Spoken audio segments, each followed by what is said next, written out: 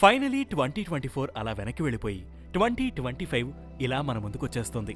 New ఇయర్ని ఎలా welcome చేయాలని అందరూ పార్టీలు, ఈవెంట్స్, ట్రిప్స్ ఇలా ఎవరి ప్లాన్స్లో వాళ్ళున్నారు. చేతిలో డబ్బుండి చిల్లవడానికి ఎన్ని డిఫరెంట్ వేస్ ఉన్నా మనందరి చిన్నతనంలో న్యూ ఇయర్ని సెలబ్రేట్ చేసుకున్నప్పుడు వచ్చిన ఆ హ్యాపీనెస్ని అస్సలు ఏదీ మ్యాచ్ చేయలేదు కదా. కాసేపలా మన చిన్నతనంలోకి వెళ్ళొద్దామా? గ్రీటింగ్ కార్డ్స్ గుర్తున్నాయా? 31st ఈవినింగ్ స్కూల్ నుంచి ఇంటికి వెళ్లే దారిలో ఉన్న కిరాణా కొట్టుకు వెళ్లి అక్కడ తీగలకి వేళ్లాడుతున్న మన ఫేవరెట్ హీరోల గ్రీటింగ్ కార్డ్స్ ఉన్న చార్ట్స్ ని ఏరి ఏరి మరీ బేరమాడి కొనేవాళ్ళం. ఇంకా స్పెషల్ పర్సన్స్ కైతే స్పెషల్ గ్రీటింగ్ కార్డ్స్ అనుకోండి. అలా మనకి నచ్చిన చార్ట్స్ అన్ని కొనుక్కుని అమ్మ తీసుకురమ్మని చెప్పిన రంగుల ప్యాకెట్లను కూడా అలా కాంబోలో కొనుక్కుని ఇంటికి వెళ్లేవాళ్ళం.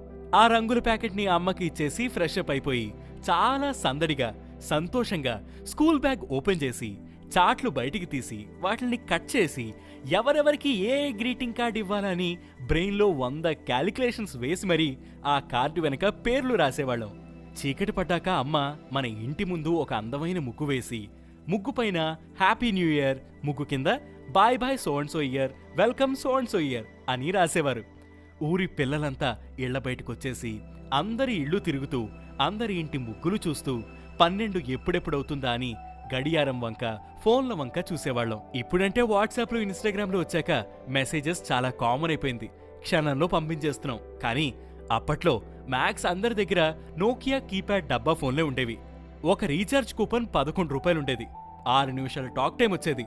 ఆ 6 నిమిషాల్లో బాగా కావలసిన వాడికి కాల్ చేసి 12 గంట కొట్టగానే హ్యాపీ న్యూ ఇయర్ అని అరుచుకుంటూ విషెస్ చెప్పుకునేవాళ్ళం. ఎవరి ఫ్రెండ్స్ నుంచి ఎన్ని ఎక్కువ విషయం కాల్స్ వస్తే అంత పలుకుబడి ఉన్నట్లు ఫీల్ అయిపోయేవాళ్ళం. ఆ రోజుల్లో డెడికేషన్ అలా ఉండేదనుకోండి. ఊరంతా పార్టీలు, కేక్ కటింగ్లు ఇలా ఎంతో సందడిగా ఆ రాత్రి గడిచేది. ఇంక తెల్లారితే ఉంది, ఫుల్ జోష్లో మనం రాత్రి రెడీ చేసిన గ్రీటింగ్ కార్డులని స్కూల్లో అందరికీ పంచుతూ స్కూల్లో మన ఫేవరెట్ టీచర్స్కి, ఫేవరెట్ పర్సన్స్కి ఆ స్పెషల్ గ్రీటింగ్ కార్డ్స్ ఇస్తూ ఎంతో మురిసిపోయేవాళ్ళం. సాయంత్రం స్కూల్ అయ్యేసరికి ఎవరికి ఎన్ని ఎక్కువ గ్రీటింగ్ కార్డ్స్ వస్తే వాళ్ళు అంత గొప్ప అన్నమాట. తలుచుకుంటేనే ఫేస్లో ఏదో తెలియని చిరునవ్వు వస్తుంది కదా. ఇప్పటికీ ఆ ఆనందం మళ్లీ పొందే అవకాశం మీ చేతుల్లోనే ఉంది. కుదిరితే మళ్లీ మీ స్నేహితులకి, బంధువులకి ఆ వాట్సాప్లోనో ఫేస్బుక్లోనో ఓ మెసేజ్ పెట్టి విషెస్ చెప్పే బదులు కొంచెం స్పెషల్గా ఓ అందమైన ఉత్తరం రాసి మీ విషెస్ని తెలియజేయండి. అది మీ మధ్య బంధాన్ని ఇంకా బలంగా, స్పెషల్గా ఉండేలా చేస్తుంది. ట్రై చేసి చూడండి. ఉంటాను.